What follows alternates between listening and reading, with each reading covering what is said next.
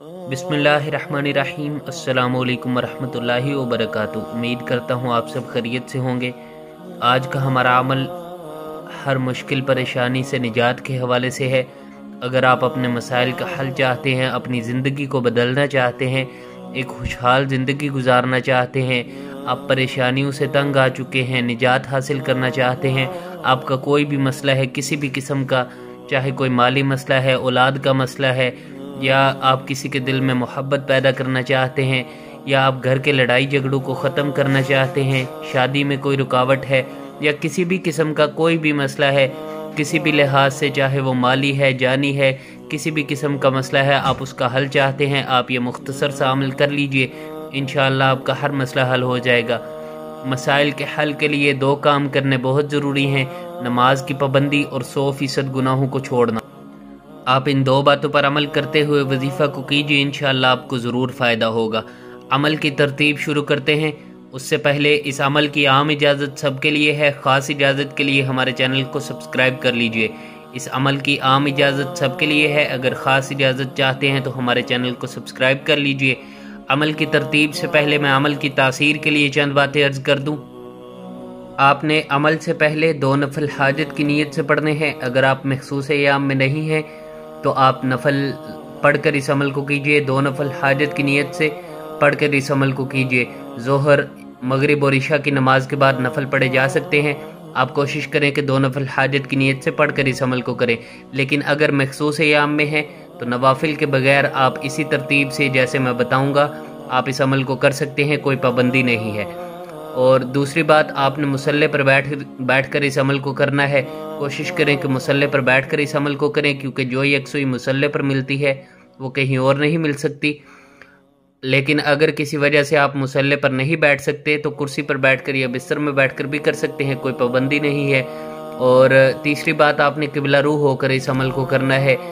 جدھر بھی بیٹھ کر عمل کو کریں ادھر ہی اپنا رخ جو ہے وہ قبلہ کی طرف موڑ لیں۔ اور چوتھی بات، اکیلے بیٹھ کر کرنا ہے۔ ادھر بیٹھیں جہاں آپ کو کوئی ڈسٹرب کرنے والا نہ ہو، کوئی تنگ کرنے والا نہ ہو، تاکہ یکسوئی کے ساتھ آپ اس وظیفہ کو کر سکیں۔ لیکن اگر افراد زیادہ ہیں، گھر چھوٹا ہے، تو آپ کہیں بھی مناسب جگہ پر بیٹھ کر کر سکتے ہیں، کوئی پابندی نہیں ہے۔ لیکن اگر آپ ان باتوں کا خیال رکھتے ہوئے وظیفہ کو کرتے ہیں تو انشاءاللہ عمل کی تاثیر میں اضافہ ہوگا اور آپ کو زیادہ فائدہ ہوگا۔ عمل کی ترتیب شروع کرتے ہیں۔ سب سے پہلے آپ نے یا ارحم الراحمین پڑھنا ہے 3 مرتبہ، یا ارحم الراحمین پڑھنا ہے 3 مرتبہ۔ اس کے بعد آپ نے استغفار کرنا ہے، استغفر اللہ کا ورد کرنا ہے 100 مرتبہ، اور ہاتھ کی انگلیوں پر کر لیجئے، یہ تسبیح پر کر لیجئے۔ اور اس کے بعد آپ نے یا ودود یا اللہ جل جلالہ 10 مرتبہ اس کا ذکر کرنا ہے۔ اللہ رب العزت کی ذات کو ان اسماء مبارک سے پکارنا ہے۔ آنکھوں کو آپ نے بند کر لینا ہے اور سر کو جھکا لینا ہے، پھر ذکر کرنا ہے یا ودود یا اللہ جل جلالہ۔ 10 مرتبہ ذکر کرنے کے بعد آپ نے 3 مرتبہ درود ابراہیمی پڑھ لینا ہے۔ 3 مرتبہ درود ابراہیمی پڑھنے کے بعد آپ نے دعا کرنی ہے اپنے مسئلے کے لیے۔ دعا کا طریقہ یہ ہے کہ سب سے پہلے آپ نے اللہ رب العزت کی ذات کی دی ہوئی نعمتوں کا شکر ادا کرنا ہے، اللہ رب العزت کے احسانات کا شکر ادا کرنا ہے، اور پھر اپنا مسئلہ بیان کرنا ہے۔ حدیث پاک میں آتا ہے جس کا مفہوم ہے کہ جب بھی تم دعا کرو سب سے پہلے اللہ رب العزت کی عظمت اور بڑائی بیان کرو، اس کے بعد جتنا ہو سکے مجھ پر درود بھیجو، اور پھر اللہ رب العزت کی ذات سے جو چاہو مانگ لو۔ اس طرح آپ نے دعا کرنی ہے۔ سب سے پہلے آپ نے اللہ رب العزت کی عظمت اور بڑائی بیان کرنی ہے۔ اللہ رب العزت کے صفاتی نام کے ساتھ ذاتی نام ملا کر آپ نے ذکر کرنا ہے، اور پھر درود پاک پڑھنا ہے 3 مرتبہ، اور پھر دعا کرنی ہے، اللہ رب العزت کے احسانات کا شکر ادا کرنا ہے پہلے، اور پھر آپ نے اپنا مسئلہ بیان کرنا ہے اور دعا کرنی ہے کہ پیارے اللہ جی، جدھر آپ کے اتنے احسانات ہیں مجھ پر ایک احسان اور فرما دیجئے۔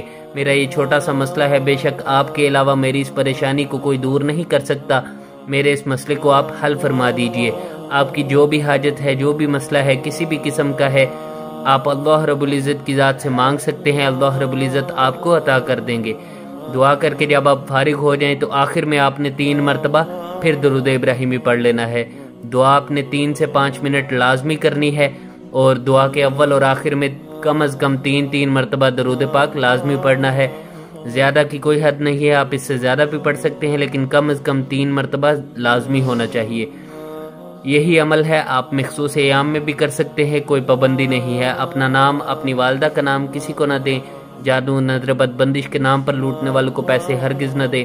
ویڈیو پسند آئی ہو تو ہماری حوصلہ افزائی کے لیے لائک کر دیجئے، عمل کی خاص اجازت کے لیے ہمارے چینل کو سبسکرائب کر لیجئے۔ السلام علیکم ورحمۃ اللہ وبرکاتہ۔